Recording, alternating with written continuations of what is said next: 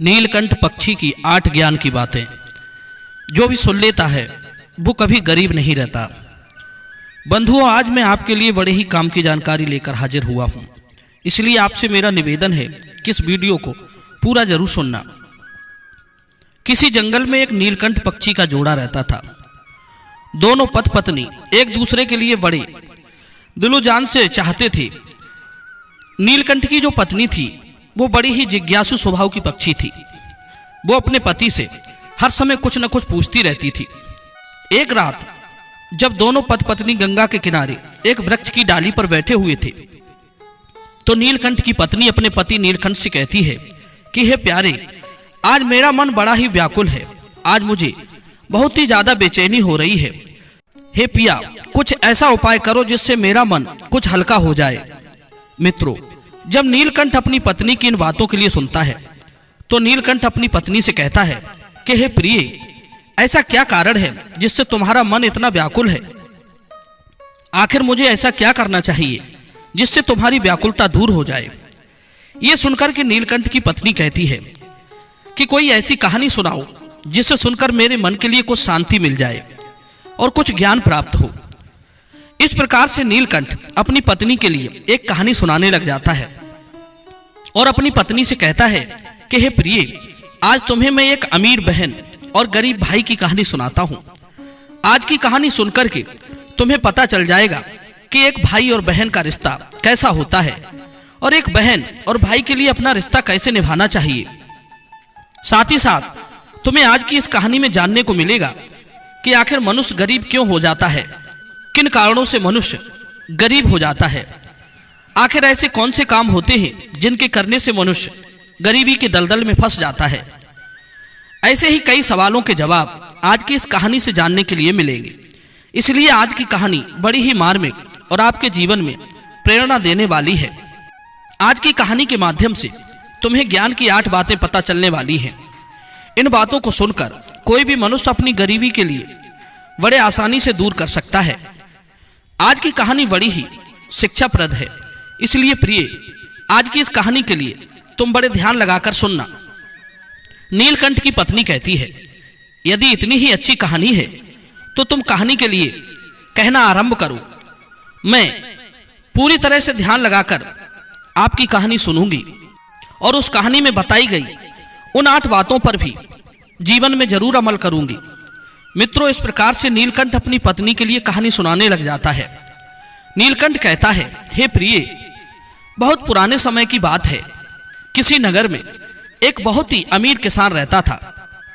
उस किसान के घर में 2 जुड़वा संतानें पैदा हुई थी।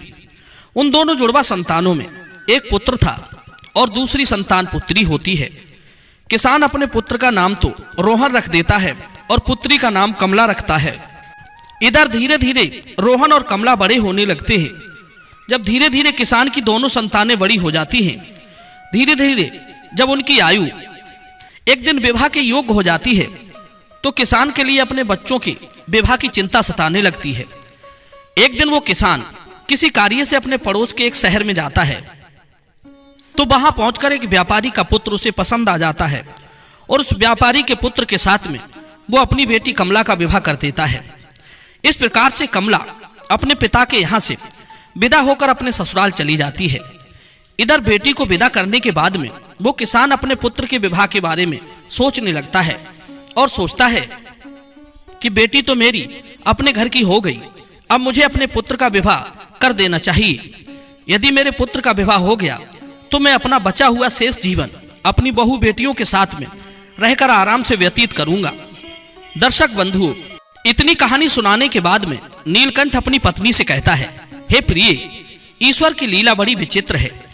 परमात्मा ना जाने कब किसके लिए अमीर बना दे और कब किसके लिए गरीब बना दे, इसके बारे में कोई नहीं जानता। उस अमीर किसान के साथ भी कुछ ऐसा ही होता है। एक दिन वो किसान किसी भयानक बीमारी की चपेट में आ जाता है। जब इधर किसान का पुत्र अपने पिता की ऐसी हालत देखता है, तो अपने पिता की ऐसी हालत को देखकर वो बेटा बहुत ही ज्यादा दुखी हो जाता है और उसके बाद में अपने पिता का अच्छे से अच्छे डॉक्टरों से इलाज करवाता है और अपने पिता के लिए महंगी से महंगी दवाइयां लेकर के आता है। धीरे धीरे उसकी धन संपत्ति सारी बिककर पिता के इलाज में चली गई। इस प्रकार अपने पिता का इलाज कराते हुए वो किसान का पुत्र एकदम से कंगाल हो जाता है, लेकिन फिर भी पिता की हालत में किसी प्रकार का कोई सुधार नहीं होता। जब कोई भी दवाई उस किसान की बीमारी में काम नहीं करती है, तो एक दिन वो किसान अपने बेटा के लिए अपने पास बुलाता है और अपने बेटा रोहन से कहता है कि हे पुत्र, जब भी कोई काम मनुष्य के सामर्थ्य से बाहर हो जाए, तब उसका कोई समाधान ना मिले, तो फिर ऐसे समय में उस काम को ईश्वर के भरोसे छोड़ देना चाहिए। इसलिए पुत्र, अब तुम मेरी चिंता छोड़ो और तुम अब अपने भविष्य के बारे में सोचो। मेरा क्या है, आज नहीं तो कल मुझे संसार छोड़कर जाना ही है। इसलिए पुत्र, अब तुम मेरी चिंता करना छोड़ो और अपना विवाह करके अपनी घर गृहस्थी बसा लो। अपने पिता के मुख से इन बातों को सुनकर रोहन एकदम चुप हो जाता है। आखिर वो बेचारा कर भी क्या सकता था। उसके घर में जो भी जमा पूंजी थी, वो तो उसके पिता के इलाज में पहले ही खर्च हो चुकी थी। फिर कहता है, हे पिताजी, जैसा आपके लिए उचित लगे आप वैसा कीजिए। उसके बाद वो गरीब किसान अपने पुत्र की शादी एक गरीब घर की कन्या से करवा देता है और शादी के कुछ दिन बाद ही उस किसान की मृत्यु हो जाती है। इधर पिता की मृत्यु के बाद रोहन अपने पिता का पूरी रीति रिवाज से अंतिम संस्कार करता है। रोहन का घर, खेत खलियान पिता की बीमारी में, पिता के इलाज में पहले ही बिककर लग चुके थे। जो कुछ भी जमा पूंजी बच जाती है, वो पिता के अंतिम संस्कार में समाप्त हो जाती है। इस प्रकार से रोहन एकदम बहुत ज्यादा गरीब हो जाता है। प्रिय मित्रों, जब रोहन एक दिन बिल्कुल ही कंगाल हो जाता है, तो वो गांव के बाहर अपनी पत्नी के साथ एक झोपड़ी को बनाकर रहने लगता है और दूसरों के खेतों में मेहनत मजदूरी करके अपने बीवी बच्चों का पेट पालने लगता है। उधर रोहन की बहन कमला, जिसका विवाह एक धनी व्यापारी के घर में हुआ था, उसे जब अपने भाई की स्थिति के बारे में पता चलता है, तो वो अमीर बहन अपने गरीब भाई से घृणा करने लग जाती है। मन में सोचने लगती है कि मेरा भाई अब तो बिल्कुल ही कंगाल हो चुका है। उसका घर, जमीन सब बिक गया है और अब उसके पास में एक फूटी कौड़ी भी नहीं बची है। यदि ऐसी हालत में वो मेरी ससुराल आता है, तो उसे देख देख कर मेरी देवरानी और जेठानी मेरा बड़ा ही अपमान करेंगे और मेरा मजाक उड़ाएंगे कि तेरे पियर वाले तो बिल्कुल ही कंगाल हैं।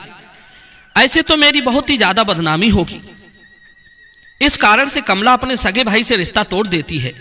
ना तो कमला अपने भाई के लिए अपने ससुराल बुलाती है और ना ही कभी अपने भाई के घर जाती है। कमला के भाई रोहन को भी इधर अच्छी तरह से पता होता है कि मेरी बहन मुझसे नफरत क्यों करती है। इसलिए रोहन भी अपनी बहन की ससुराल कभी नहीं जाता है। इस तरह से कमला तो बड़े ऐसो आराम के साथ में अपनी ससुराल में अपनी जिंदगी गुजारती है।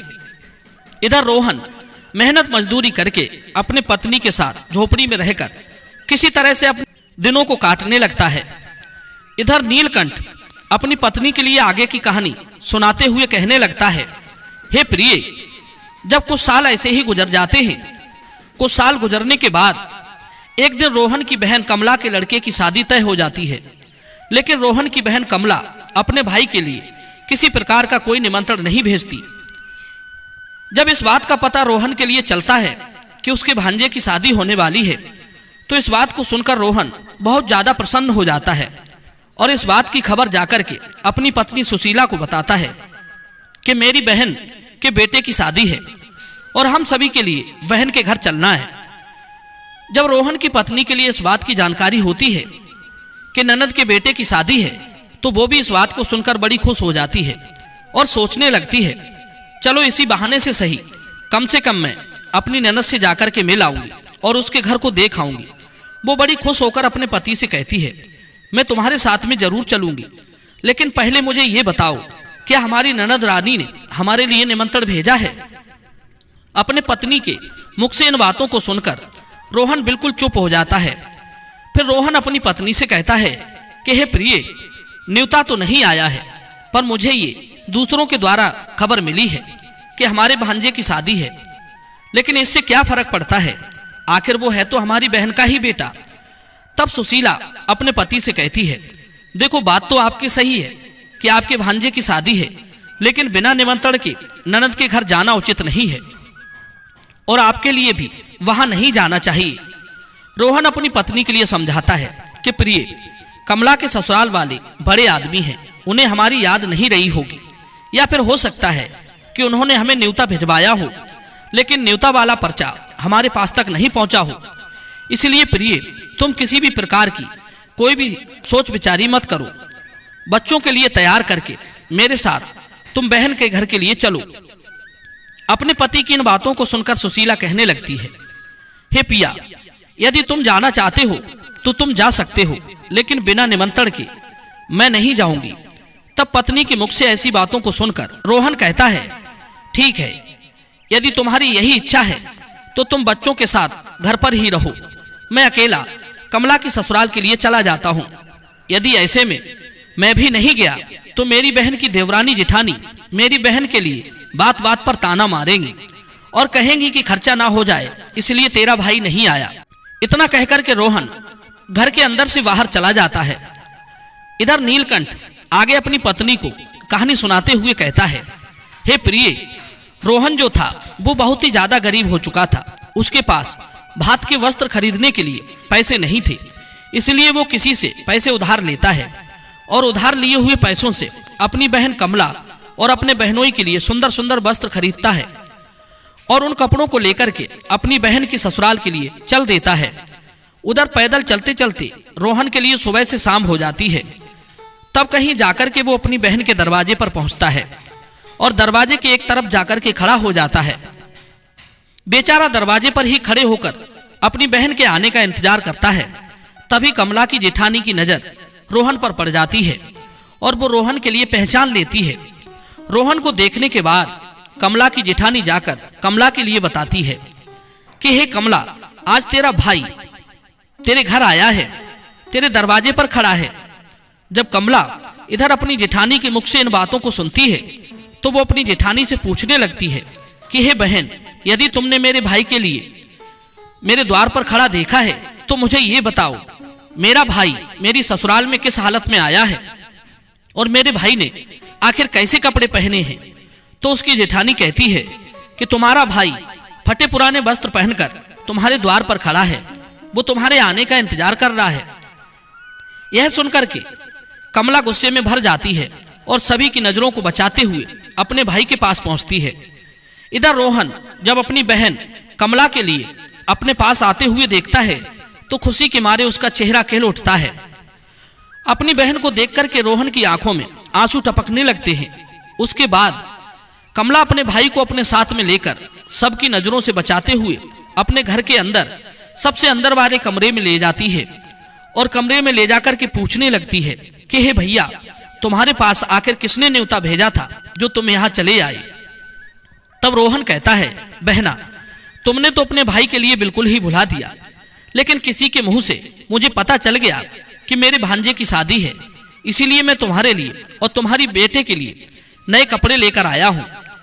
अपने भाई के मुख से इन बातों को सुनकर के कमला कहने लगती है, हे भाई, तुम्हें इस तरीका से बेशर्मों की तरह मेरे घर नहीं आना चाहिए था।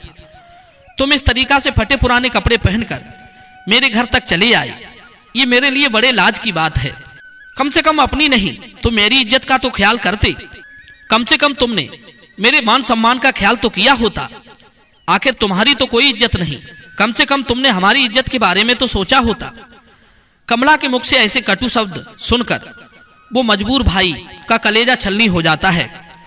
तब रोहन अपनी बहन के कदमों में गिरकर माफी मांगने लगता है और कहता है, हे बहन, मुझे क्षमा कर दो। मुझे नहीं पता था कि मेरी वजह से यहाँ तुम्हारी बदनामी होगी। तुम्हारी बदनामी ना हो, तुम्हारी देवरानी जेठानी तुम्हें ताना ना मारे, इसीलिए तुम्हारे लिए वस्त्र लेकर आया हूँ। यदि मुझे ये बातें पहले ही पता होती कि तुम मेरी वजह से इतनी आहत हो जाओगी, कि तुम्हें मेरे आने से इतना बुरा लगेगा, तो मैं तुम्हारे दरवाजे पर कभी नहीं आता। भला मैं तो ये सोच कर आया था कि मेरे भांजे की शादी है, यदि मैं नहीं पहुंचा तो मेरी बहन के लिए मेरी बहन की देवरानी जेठानी ताने मारेंगी। रोहन की बातों को सुनकर कमला का गुस्सा जब थोड़ा सा शांत होता है तब वो रोहन से कहती है, चलो, जब तुम आ ही गए हो तो मेरी एक बात तुम कान खोलकर सुन लो। जब तक मेरे बेटे की शादी नहीं हो जाती तब तक तुम इसी कमरे में बंद रहना और भूल कर भी इस कमरे से बाहर निकलने की गलती मत करना, वरना तुम्हें देखकर मेरी दो कौड़ी की हो जाएगी। लोग कहेंगे कमला का भाई तो भिखारी है। रही भोजन की बात, तो जब भोजन बन जाएगा तो मैं तुम्हें भोजन की थाली तुम्हारे कमरे में पहुंचा दूंगी। तुम भोजन खाकर के चुपचाप पिछले दरवाजे से अपने घर के लिए चले जाना। रोहन कहता है ठीक है बहना, मैं आज रात को ही तुम्हारे घर से अपने गांव के लिए चला जाऊंगा, मगर मेरी तुमसे एक विनती है। मैं तुम्हारे लिए और जीजा जी के लिए जो कपड़े लाया हूं तुम उन कपड़ों के लिए रख लो, उन्हें मैं तुम्हारे लिए बड़े प्यार से लाया हूं। तब कमला अपने भाई से कपड़ों को लेकर कमरे के बाहर चली जाती है और जाते समय बाहर से उस कमरे की कुंडी लगा जाती है। रोहन उस अंधेरे कमरे में बैठकर अपने बहन के वापस आने का इंतजार करने लगता है। साथियों, इतनी कहानी सुनाकर नीलकंठ चुप हो जाता है। तब नीलकंठ की पत्नी कहती है, हे प्राणनाथ, बहुत ही प्यारी कहानी है, आगे सुनाओ, इस कहानी में आगे क्या होता है। तब नीलकंठ कहानी के लिए आगे सुनाता है, हे प्रिय, इधर तो रोहन उस अंधेरे कमरे में बैठा हुआ अपनी बहन के लौटने का इंतजार कर रहा होता है कि मेरी बहन मुझे भोजन लेकर लौटकर वापस आती होगी, आज तो मुझे स्वादिष्ट भोजन खाने को मिलेगा। उधर वो निर्मोही बहन अपने भाई को उस कमरे में बंद करके अपने घरेलू काम धंधे में लग जाती है और भाई के लिए भूल जाती है। शादी के काम धंधे में इतनी ज्यादा खो जाती है कि अब तो उसे याद ही नहीं रहता कि मेरी माँ का जाया भाई मेरे यहाँ कमरे में बंद है, मेरे लौटने का इंतजार कर रहा है। दर्शक बंधुओं, इधर जैसे जैसे समय बीतने लगता है, भूख प्यास की वजह से रोहन छटपटाने लगता है और उसकी हालत भी खराब होने लगती है। तब रोहन अपनी बहन के लिए आवाज लगाता है, लेकिन उसकी आवाज के लिए कोई नहीं सुनता है। इस तरह से रोहन के लिए उस अंधेरे कमरे में पड़े पड़े 3 दिन बीत जाते हैं। इधर रोहन के लिए अपने बीवी बच्चों की याद आती है। रोहन सोचता है, यदि कोई नहीं आया तो मैं भूखा प्यासा इसी कमरे में मर जाऊंगा। यदि मैं मर गया तो मेरे बीवी बच्चों का भला क्या होगा, मेरे ना होने पर कैसे मेरे बीवी बच्चों का पालन पोषण होगा। रोहन इधर ये सोचते सोचते बेहोश होने लगता है। तभी किसी काम की वजह से कमला की जेठानी कमरे के पास से गुजरती है। जब रोहन के कानों में कमला की जेठानी की पायल की आवाज सुनाई देती है, रोहन अपनी पूरी ताकत से उस कमरे का दरवाजा पीटने लगता है। जब कमला की जेठानी के कानों में उस दरवाजे की आवाज जाती है तो वो दरवाजे के लिए खोलकर देखती है तो अंदर रोहन को देखकर चौंक जाती है और रोहन से पूछने लगती है, हे भाई, तुम्हें इस कमरे में किसने बंद किया था। रोहन इस बात का कोई जवाब नहीं देता है। जब माया की जेठानी दोबारा पूछती है तो रोहन इस बात को छुपा लेता है।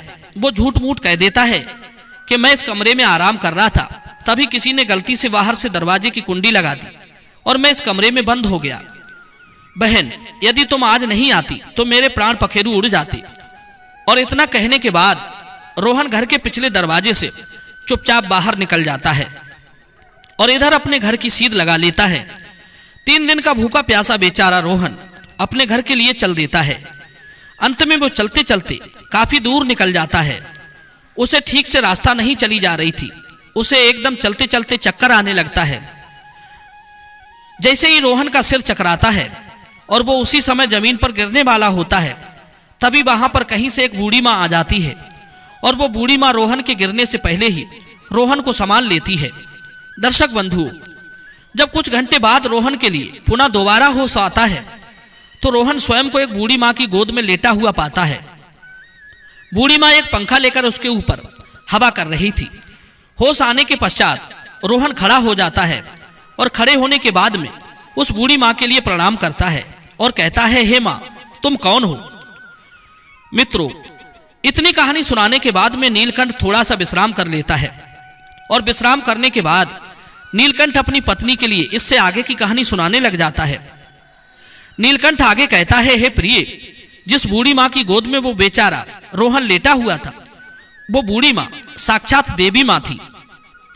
इधर रोहन की पत्नी सुशीला रोज उस देवी माँ की पूजा किया करती थी और पूर्ण श्रद्धा से भाव से देवी माँ की भक्ति किया करती थी। इसीलिए जब रोहन चक्कर खाकर के गिरने वाला होता है तो उसी समय पर तत्काल देवी प्रकट होकर रोहन को संभाल लेती है और रोहन का सिर अपनी गोद में रखकर उसे अपनी गोद में सुला लेती है। जब रोहन के लिए होश आता है तो वो देवी माता के लिए प्रणाम करके अपने घर के लिए वहां से चलने लगता है। तभी उसी समय पर बूढ़ी माँ कहती है, बेटा, तुम भला कहाँ से आ रहे थे और इधर कहाँ जा रहे थे।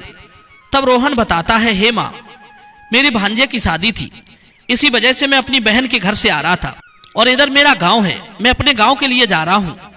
तो बूढ़ी माँ रोहन से कहती है, बेटा यदि तुम बुरा ना मानो तो मैं तुमसे एक बात पूछना चाहती हूँ। तब रोहन कहता है, पूछो माँ, तुम मुझसे क्या पूछना चाहती हो। बूढ़ी माँ पूछती है कि बेटा यदि तुम अपनी बहन के घर से आ रहे हो, जैसा कि तुमने बताया कि वहां पर शादी थी, तो फिर तुम लौट कर के खाली हाथ कैसे जा रहे हो? क्या तुम्हारी बहन ने तुम्हारी बीवी बच्चों के लिए कुछ नहीं भेजा? बूढ़ी माँ के मुख से ऐसी बातों को सुन करके रोहन की आंखों में आंसू आ जाते हैं। रोहन उसके बाद में उस बूढ़ी माँ को अर्थात देवी माँ को सारी बात बता देता है। इस प्रकार से रोहन के मुंह से पूरी घटना को सुनने के बाद में वो बूढ़ी माता कहती है, हे पुत्र, तुम किसी भी प्रकार की चिंता मत करो, जो हुआ उसे भूल जाओ, उसे जाने दो। यहाँ से कुछ दूरी पर मेरा एक बगीचा है, उस बगीचे में अनेकों प्रकार के फल लगे हुए हैं, तुम उस बगीचे में चल कर के फल खाकर अपना पेट भर लो, क्योंकि तुमने 3 दिन से कुछ नहीं खाया है। जब तुम्हारा पेट भर जाए तो कुछ फल तुम अपनी बीवी और बच्चों के लिए भी तोड़ कर रख लेना। जब तुम्हारी बीवी बच्चे जब भी तुमसे मिलेंगे तो पूछेंगे कि तुम अपनी बहन की ससुराल से क्या लेकर के आए हो, तो तुम कह देना, मेरी बहन ने तुम्हारे लिए फल भेजे हैं। ऐसा करने से बेटा तुम अपनी बीवी बच्चों के सामने शर्मिंदा होने से बच जाओगे और इससे तुम्हारी मान प्रतिष्ठा भी बची रहेगी। रोहन इस प्रकार से जब बूढ़ी माँ की इन बातों के लिए सुनता है तो बात मान करके रोहन बूढ़ी माँ के बगीचे में पहुंच जाता है। उस बगीचे में नाना प्रकार के फल लगे हुए थे। तब रोहन वृक्षों से फल तोड़कर खाने लगता है और जब उसका पेट भर जाता है तो कुछ फलों को तोड़ करके वो अपने थैले में रख लेता है। ये सब करने के बाद में रोहन उस बूढ़ी माँ से आज्ञा लेकर अपने घर के लिए चला आता है। तब बूढ़ी माँ रोहन से कहती है, हे पुत्र, जाते समय तुम मेरी इन 8 बातों के लिए सुनते जाओ, ये तुम्हारे जीवन में बहुत ज्यादा काम आएंगी। इस प्रकार से बूढ़ी माँ रोहन के लिए 8 बातें बताती है। उन 8 बातों को सुनकर के रोहन अपने घर के लिए चल देता है। जब रोहन फलों से भरा हुआ उस थैले को लेकर अपने घर पहुंचता है, रोहन के छोटे छोटे बच्चे और रोहन की पत्नी रोहन के पास आते हैं और पूछने लगते हैं, पिताजी, तुम बुआ के घर से आ रहे हो, आखिर बुआ ने हमारे लिए क्या भेजा है? ये सुनकर रोहन अपने हाथों का थैला अपनी पत्नी को थमा देता है और थैला देने के बाद रोहन घर से बाहर निकलकर चला जाता है। उधर रोहन के जाने के बाद में रोहन की पत्नी जब उस थैले को खोलकर देखती है, थैले के अंदर का नजारा देखकर वो एकदम से हैरान रह जाती है। सुशीला थैले में देखती है कि वो थैला पूरा सोने चांदी के फलों से भरा हुआ है। जब रोहन की पत्नी अनार के लिए फोड़ती है तो अनार के फलों से हीरे निकलते हैं। जब आम के फल काटती है तो आम की गुठलियों की जगह सोने की गुठली निकलती है। यह देखकर के रोहन की पत्नी बहुत ज्यादा खुश हो जाती है और दौड़कर अपने पति के पास में पहुंचती है और अपने पति के पास पहुंच करके अपने पति से कहती है कि तुम तो शादी में गए थे और आखिर तुम लेकर क्या आए हो? रोहन अपनी पत्नी की इन बातों को सुनकर सोचने लगता है कि मेरे घर वालों के लिए शायद फल पसंद नहीं आए होंगे, इसीलिए मेरी पत्नी आज मुझसे ऐसी बात पूछ रही है। मुझे तो अपने बच्चों के लिए लड्डू पेड़ा लेकर आना चाहिए था। तब रोहन अपनी पत्नी से कहता है, हे प्रिय, बहन ने जो कुछ भी भेजा है वो मैंने लाकर तुम्हें दे दिया। अब जो कुछ भी थैले में है उसके लिए ही बच्चों को बांट कर दे दो। तब पत्नी कहती है कि पहले तुम घर के अंदर चलो और घर पर चलकर देखो तो कि तुम्हारी बहन ने तुम्हारे लिए क्या भेजा है। ये कहकर सुशीला अपने पति को पकड़कर ले जाती है और अपने पति से कहती है, इसे जरा देखिए तो सही, आखिर हमारी ननद ने हमारे लिए क्या भेजा है। और इतना कहकर सुशीला रोहन के सामने थैले को पलट देती है। थैला पलटते ही अंदर से हीरे मोती सोने चांदी निकलते हैं। सुशीला कहती है कि आखिर हमारी ननद ने तो हमारा भाग्य ही बदल दिया, उन्होंने फलों में छुपा करके हीरे मोती भेजे हैं। जब ये नजारा रोहन देखता है तो समझ जाता है कि मुझे जो रास्ते में बूढ़ी माँ मिली थी वो कोई साधारण माँ नहीं थी, वो बूढ़ी माँ कोई देवी माँ थी। लेकिन इस बारे में रोहन अपनी पत्नी के लिए कुछ भी नहीं बताता है और मन ही मन उस बूढ़ी माँ के लिए धन्यवाद देता है। दर्शक बंधुओं, इतनी कहानी सुनाने के बाद में नीलकंठ थोड़ा सा आराम करता है। फिर आगे की कहानी अपनी पत्नी को सुनाने लगता है कि हे प्रिय, इस प्रकार से रोहन के लिए बहुत सारा धन मिल जाता है। रोहन पहले की तरह फिर से अमीर बन जाता है। कुछ समय बाद रोहन अपनी बीवी और बच्चों के लिए एक अच्छे से आलीशान महल बनवाता है और बड़ी शान शौकत के साथ राजा महाराजाओं की तरह उस महल में रहने लगता है। और सभी नगर के लोग भी रोहन को ऐसा देख करके उसका मान सम्मान करने लगते हैं। धीरे धीरे करके इधर जब रोहन का महल तैयार हो जाता है, जब उसकी राजा महाराजाओं जैसी शान शौकत हो जाती है, तो एक दिन रोहन की पत्नी सुशीला अपने पति से कहती है कि आज सावन का महीना आने वाला है और सावन के महीने में सभी स्त्रियां अपने पिता के घर जाती हैं, इसलिए तुम भी अपनी बहन के ससुराल जाओ और मेरी ननद के लिए मेरे घर बुलाकर लाओ। इसी बहाने से वो अपने पीहर घूम जाएंगी, इसी बहाने से मैं भी अपनी ननद से मिल लूंगी।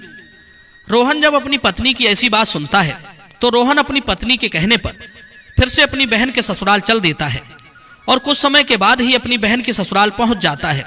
एक बार रोहन फिर से अपनी बहन के उसी दरवाजे पर जाकर खड़ा हो जाता है जिस दरवाजे पर वो कुछ दिन पहले आकर के खड़ा हुआ था। उसी समय पर कमला की जेठानी घर से बाहर निकलती है और बाहर का नजारा देख करके दौड़ी दौड़ी कमला के पास में जाती है और कमला से कहती है कि हे कमला बहन, आज तो तेरा भाई आया है। अपनी जेठानी के मुख से इन बातों को सुनकर कमला कहने लगती है, हे बहन, कोई भी भिखारी मेरा भाई नहीं हो सकता, मेरा कोई भाई नहीं है। दरअसल कमला ऐसा इसलिए कह रही थी क्योंकि कमला इस बार भी अपने भाई के लिए भिखारी ही समझ रही थी। लेकिन जब उसकी जेठानी बताती है कि कमला, तुम्हारा भाई आज भिखारियों की तरह नहीं, राजा महाराजाओं की तरह आया है। तुम्हारे भाई को देखकर ऐसा लग रहा है जैसे वो किसी देश का राजा महाराजा हो। तुम्हारे भाई के आगे पीछे 4-4 सैनिक हैं। तुम्हारे दरवाजे पर एक बड़ी सुंदर सजी हुई रथगाड़ी खड़ी है। भला एक बार जाकर तो देखो। कमला जो अपनी जेठानी के मुख से इन बातों के लिए सुनती है तो उसे अपनी जेठानी की बातों पर किसी भी प्रकार का कोई यकीन नहीं होता है और सच्चाई जानने के लिए अपने भाई के लिए छुपकर देखने लगती है। जैसे ही कमला ने अपने भाई के उस रूप के लिए निहारा तो अपने भाई के ठाट बाट को देख करके कमला एकदम चकित रह गई।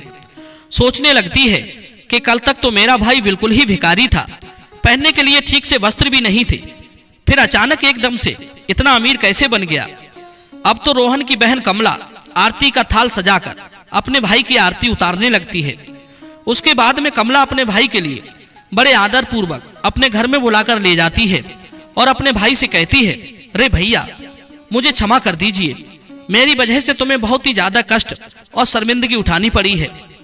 अपने बहन के मुख से इन बातों को सुनकर के रोहन कहने लगता है कि बहना, कोई बात नहीं, उस समय पर हमारे दिन कुछ अच्छे नहीं थे, तुम्हारी गलतियों के लिए मैंने तुम्हें पहले ही क्षमा कर दिया था।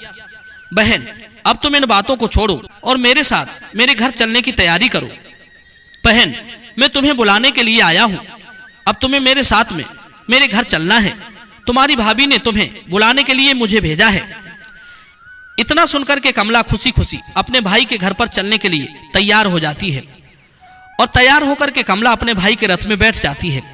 इस तरीका से जब रोहन की बहन अपने पीहर में पहुंचती है तो अपने भाई की शान शौकत को देखकर एकदम से दंग रह जाती है।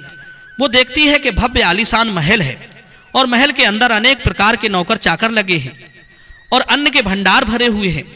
कमला अपने भाई की ऐसी स्थिति को देखकर एकदम से हैरान रह जाती है और उधर रोहन की पत्नी भी अपनी ननद की खूब ज्यादा सेवा करती है। 7 दिनों तक अपनी पलकों पर बिठाकर रखती है। रोहन की घरवाली सुशीला के लिए लगता था कि यह सब शान शौकत हमारी नंद की वजह से हुआ है। अपनी ननद की मदद के कारण ही हम इस मुकाम पर पहुंचे हैं, क्योंकि मित्रों, रोहन ने कभी अपनी पत्नी के लिए अपने अमीर होने की बात नहीं बताई थी, क्योंकि वो जानता था कि यह सब कमला की वजह से नहीं, देवी मां के आशीर्वाद से हुआ है। मित्रों, रोहन की पत्नी सुशीला इस बात से अवगत नहीं थी। यह सोचकर के सुशीला अपनी ननद की खूब ज्यादा सेवा करती है और अपनी ननद का खूब ख्याल रखती है। कुछ दिन बीतने के बाद जब रोहन की बहन कमला का ससुराल जाने का समय होता है तो रोहन की पत्नी सुशीला अपने पति से कहती है कि पिया जी, कल तुम्हारी बहन अपने घर जाएंगी, इसलिए तुम बाजार चले जाओ और बाजार जाकर अपनी बहन के लिए कोई अच्छा सा तोहफा लेकर आओ। पत्नी के मुख से इन बातों को सुनकर के रोहन घर से चला जाता है और रोहन एक मोची की दुकान पर पहुंचता है और मोची से कहता है, हे मोची भाई, मुझे अपनी बहन के लिए बोलने वाली जूती बनवानी है, क्या तुम मेरी बहन के लिए बोलने वाली जूती बना सकते हो? मोची कहता है, हे सेठ, मैं बोलने वाली जूती तो बना दूंगा, लेकिन उसके बनवाने की बहुत कीमत लगेगी। तब रोहन कहता है, हे मोची भाई, मैं तुम्हें मुंह मांगा पैसा दूंगा, लेकिन तुम ऐसी जूतियां बना दो, जूतियों के लिए जब भी मेरी बहन पहने और उन्हें पहनकर चले तो वे जूतियां बारी बारी से इन 8 बातों के लिए बोले। इसके बाद मोची के लिए रोहन वो ज्ञान की 8 बातें बताता है, जो बातें बूढ़ी माँ ने रोहन के लिए चलते समय बताई थी। रोहन मोची से कहता है कि हे मोची भाई, अब ज्ञान की बातें मैं तुम्हें बताने जा रहा हूं। इस प्रकार से रोहन बारी बारी से वे बातें मोची को सुनाता है। पहली बात बताता है कि बात ज्ञान की है कहीं, मानव तू मत भूल, होती है अज्ञानता निर्धनता का मूल। दूसरी बात बताता है, समय भरोसे बैठता रहता सदा गरीब, बिना काम बदले नहीं उसका कभी नसीब। आलस कर रहता सदा जो परिवर्तनहीन, वही कर्म कर फिर करे कहत स्वयं को दीन। चौथी बात बताता है, नहीं गरीबी से बड़ा है कोई अभिशाप, हासिल करके ज्ञान को करो दूर अब आप। दोष समय को दो नहीं, नहीं बनो मजबूर, कर्म साधना में जुटो करो गरीबी दूर। छठी बात इस प्रकार बताता है, कर्म कभी करता नहीं कोसे सदा नसीब, भाग्य भरोसे बैठता वो मानव रहे गरीब। सातवीं बात इस तरह से बताता है, अज्ञानी पर ही सदा करे गरीबी बार, विजयी होता युद्ध में ज्ञान सदा हथियार। आठवीं और सबसे आखिरी बात बताते हुए रोहन कहता है कि हे मोची भाई, मेरी बहन जब 8वां कदम रखे तो जूतियां बस यही बात बोले कि पैसों के बाजार में बदल गई तहजीब, धन दौलत से जुड़ रहे रिश्ते हुए गरीब। इधर रोहन मोची से कहता है कि हे मोची भाई, ऐसी 8 बातें बोलने वाली मुझे जूतियां बना दो। जब ये 8 बातें वो जूतियां बोलेंगी और जब मेरी बहन इन बातों को सुनेगी तो उसे अपनी गलती का एहसास होगा कि मुझे पैसे के घमंड में आकर के अपने भाई का ऐसा अपमान नहीं करना चाहिए था। तब नीलकंठ अपनी पत्नी से कहता है, हे प्रिय, इस प्रकार से रोहन उस मोची से अपनी बहन के लिए हीरे मोतियों से जुड़ी हुई सोने और चांदी की जूतियां बनवाता है और उन जूतियों को ले जाकर अपनी बहन के लिए उपहार स्वरूप दे देता है। सोने चांदी की जूतियों को पाकर के कमला का चेहरा एकदम खिल जाता है। उसके बाद कमला अपने भाई से विदा लेकर अपने घर चली जाती है। इधर कमला जब अपनी ससुराल पहुंच जाती है तो कमला की देवरानी जेठानी पूछने लगती है, हे कमला, तुम अपने भाई के घर से आई हो, तुम्हारे भाई ने तुम्हें क्या उपहार दिया है? तब कमला अपनी देवरानी जेठानी, अपने सास ससुर और अपने देवर जेठ को अपने भाई के द्वारा दी हुई भेंट दिखाती है। वो जूतियां दिखाती है और कहती है, देखो, मेरे भाई ने मुझे सोने चांदी से जड़ी हुई, हीरे मोती से जड़ी हुई ये जूतियां दी हैं। तब कमला उन जूतियों को पहन करके चलकर दिखाती है। जैसे ही कमला उन जूतियों के लिए पहन करके चलती है तो जूतियां बोलती हैं कि पैसों के बाजार में बदल गई तहजीब, धन दौलत से जुड़ रहे रिश्ते हुए गरीब। जब कमला इस बात को सुनती है तो उसका सर शर्म से नीचे झुक जाता है और अपने भाई को याद करके एकदम से रोने लगती है। जब देवरानी जेठानी पूछती है कि कमला, आखिर क्या हुआ जो तुम अचानक से रोने लगी, तो कमला अपनी देवरानी और जेठानी के लिए सारी बातें बताती है कि हे बहन, मैंने पैसों के घमंड में आकर अपने भाई से कितना भला बुरा कहा था। मैंने अपने भाई के लिए 1 गिलास पानी तक की नहीं पूछी। देखो, मेरे भाई ने मुझे कितनी कीमती जूतियां बनवा कर दी हैं। अब तो मुझे अपने आप से घृणा होने लगी है, मैं तो जीना नहीं चाहती। तभी कमला की जेठानी उसे समझाने लगती है कि हे बहन, जो भी कुछ हुआ उसे भूल जाओ। आगे से याद रखना, कभी किसी के साथ में ऐसा बर्ताव मत करना, क्योंकि जो व्यक्ति धन दौलत का घमंड करता है उससे माता लक्ष्मी हमेशा के लिए दूर चली जाती है। इसलिए मेरी बातें तुम सदा याद रखना। और इस तरीका से कमला की जेठानी कमला को 8 बातें बताती है कि हे कमला, जो व्यक्ति रात्रि के समय रसोई में झूठे बर्तन रखता है और खाने पीने की चीजों को बर्बाद करता है, ऐसा व्यक्ति बहुत ही जल्दी निर्धन हो जाता है। दूसरी बात, जिस घर में घर की स्त्रियों का अपमान होता है, उनकी इज्जत नहीं की जाती, उस घर में देवी लक्ष्मी ज्यादा दिनों तक नहीं रुकती। तीसरी बात, जिस घर की स्त्रियां सूर्यास्त होने के बाद अपने घरों में झाड़ू लगाती हैं, चूल्हा चौका करती हैं, ऐसे परिवार के लोग बहुत जल्दी गरीब हो जाते हैं। चौथी बात, जिस घर परिवार में पैसों की कदर नहीं की जाती, बेफजूल कार्यों में पैसे बर्बाद किए जाते हैं, ऐसे घरों से भी माता लक्ष्मी रूठकर चली जाती हैं। पांचवी बात, जो लोग पैसे आने के बाद में उस पैसे से दूसरों के मान प्रतिष्ठा के लिए ठेस पहुंचाते हैं या फिर अपने धन के बलबूते पर दूसरे लोगों के लिए परेशान करते हैं, ऐसे लोगों के घरों से भी माता लक्ष्मी बहुत जल्दी विदा ले जाती हैं। छठी बात, जिस घर के लोग अपने कर्तव्यों का पालन नहीं करते, जो अपने कार्यों को कल पर टालते रहते हैं, उन लोगों के घरों से भी माता लक्ष्मी रूठ जाती है। सातवीं बात, जिस घर परिवार के लोग अपने से बड़े लोगों की इज्जत नहीं करते, अपने से बड़ों का कहना नहीं मानते या फिर अपने से बड़ों से कटु शब्द बोलते हैं, ऐसे लोगों के लिए भी गरीबी का सामना करना पड़ता है, उन्हें गरीबी देखनी पड़ती है। आठवीं और अंतिम बात, जिस घर परिवार के लोग अपने मेहमानों का सम्मान नहीं करते, अपने मेहमान का आदर भाव नहीं करते या फिर अपने दरवाजे से किसी याचक को खाली हाथ लौटा देते हैं, ऐसे लोगों से भी माता लक्ष्मी नाराज होकर चली जाती है। इस प्रकार से कमला की जेठानी कमला के लिए ये 8 बातें बताती है और अपनी देवरानी से कहती है कि हे बहन, मेरी इन 8 बातों के लिए हमेशा गांठ में बांध कर रखना। मित्रों, इधर नीलकंठ कहता है, इस प्रकार रोहन की बहन कमला एकदम से बदल जाती है। उसे समझ आ जाता है कि माया तो आनी जानी है, माया पर कभी घमंड नहीं करना चाहिए। यह ईश्वर न जाने कब किसके लिए गरीब बना दे और कब किसके लिए अमीर बना दे, इस बात का किसी के लिए पता नहीं है। उसके समझ में यह भी आ जाता है कि पैसे के घमंड में आकर कभी भी किसी का अपमान या अनादर नहीं करना चाहिए। तो मित्रों, इस कहानी के विषय में आपके क्या विचार हैं, अपनी प्रतिक्रिया कमेंट में दीजिए। मिलते हैं आपसे अगली वीडियो में। आप सभी का बहुत बहुत धन्यवाद।